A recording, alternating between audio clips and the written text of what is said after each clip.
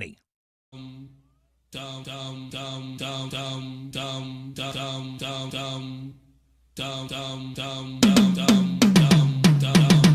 you know, you know. It's the Shelby Winter Show. Oh, I'm having fun tonight. I'm trolling tonight. If you know, you know. Let me go. So I want to talk about this. I want to talk about these. John Maple, the guy who lost yesterday, is an African-American conservative backed by Trump, endorsed by Trump. John James is running for governor in Michigan.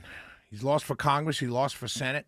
African-American conservative. He's running for governor in Michigan, polling in 4th place. Wesley Hunt lost. Winsome Earl Sears lost. Kimberly Patricia, I think her name is, lost. A lot of black Republicans, MAGA Republicans, many of them, have lost their races. And I'm wondering what is it going to take. I'm not saying there's anything nefarious behind it. I'm just saying, what is it going to take? I'm certainly not saying there's anything behind it. I'm just saying, what is it going to take? We have some chances here in Georgia. Kelvin King, who I support for Secretary of State, African-American conservative. Vernon Jones, African-American conservative, both running in the same race. Unfortunately, we've had that discussion before. I got 2 black guys running statewide in Georgia, both Republicans running in the exact same race. You think that's a coincidence? Please, Kelvin announced way before Vernon, and all of a sudden here comes Vernon Jones for a seat that he's never run before. I can talk about that all day, but I'm not going to go there. I want to make a larger point. So what is going on? I'm paying attention to this because just John Maples is the guy that just lost. He's backed by Trump in Palm Beach for that state house seat. James Fishback, who's running against Byron Donalds in Florida, put out a lengthy Facebook post. And he said the reason why he lost was because he ran as a establishment Republican. And he also ran as a guy, because he was supported by Trump, he ran as a guy that was talking about this was the golden age of America and the economy's going great. And James Fishback, who's running for governor in Florida, was saying, no, that's not true. Floridians are struggling. And that is why I'm bringing this up. It becomes tough to tell people because you don't want to say anything negative. To Jason's point, we need to stand with our president. But if you're running for office and you're telling everybody everything's peachy fine and everything's fine and the world is great and everyone's looking at higher prices, higher gas prices, and they're struggling, it becomes a disconnect. And they're like, I don't know if I can vote for you. And that's probably what happened to John Maples in this state house seat. And how do you navigate that going into the midterms? Can you keep saying everything is fine? That's what Joe Biden's administration did. For 2 years, they said everything's great, the economy's doing great, and everyone's like, what are you talking about? Are we going to do the same thing?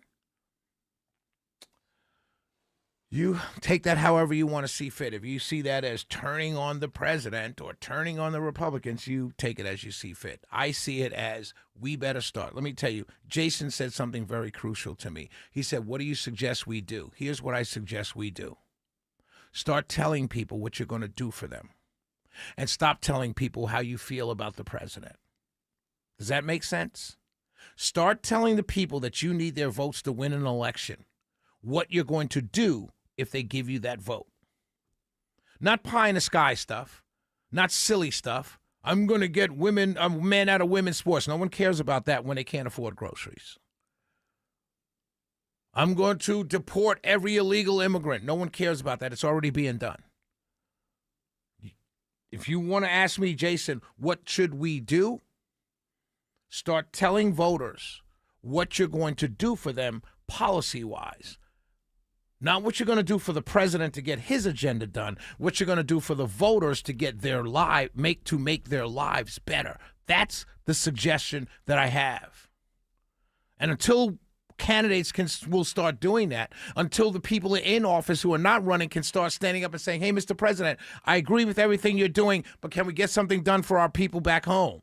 I need something done for my constituents. Many of them are farmers. They're dying on a vine. Many of them are working class. They're dying on a vine. Can we get something done for them? Until you can do that as an elected official in office currently or as a candidate, we're going to see what happened in Florida happen time and time again throughout this summer.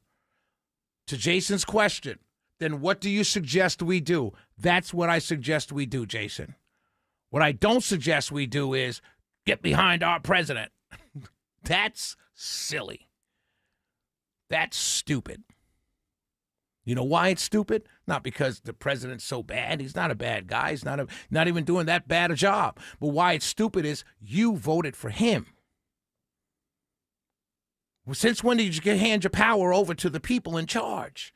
Since when did conservatives do that? I get Democrats doing that. Since when did conservatives, true blue patriotic conservatives, ever say, I'm going to hand all my power over to the president of the United States and just go along with what he says we're going to do? Yeah, that's the ticket.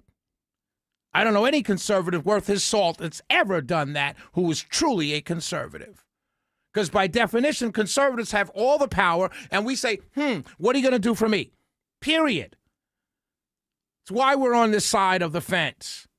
All of a sudden now we've given up all our power as voters and handed it over to the presidency and said, hey, just do what you want, man. I'm going to be right behind you. 1,000%. Jason, that's not conservatism. That's not republicanism. That's, how do I want to say it? That's a party apparatchik.